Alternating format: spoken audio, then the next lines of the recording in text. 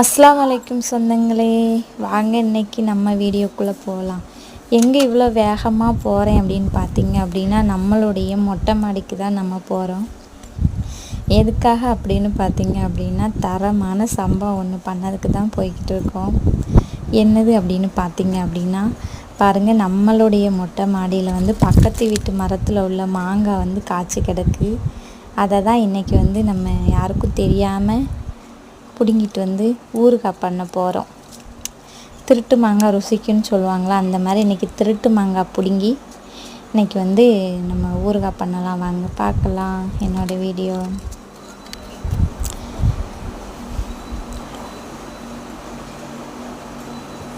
வாங்க அதை நல்லா வாஷ் பண்ணி எடுத்துக்கலாம்.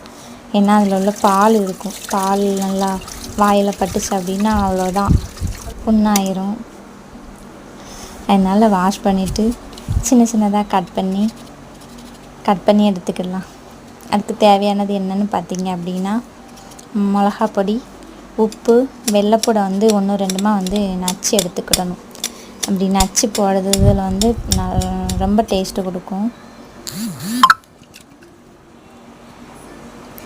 மிளகாப்பொடி, உப்பு போட்டு வெள்ளைப்பூடை நச்சு போட்டு தேங்காய் எண்ணெய் இருந்தால் தேங்காய் எண்ணெய் ஊற்றிக்கோங்க.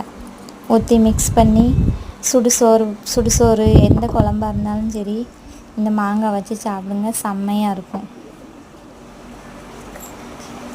டேஸ்ட்டாக இருக்கும். பழைய கஞ்சிக்கும் டேஸ்ட்டாக இருக்கும், சுடுசோத்துக்கும் டேஸ்ட்டாக இருக்கும். என்னோடய வீடியோ பிடிச்சிருந்துச்சு அப்படின்னா லைக் பண்ணி ஷேர் பண்ணி கமெண்ட் பண்ணுங்கள் ஃப்ரெண்ட்ஸ், ஓகேங்களா? இந்த மாதிரி அனுபவம் உங்களுக்கு இருந்தால் கமெண்டில் சொல்லுங்கள்.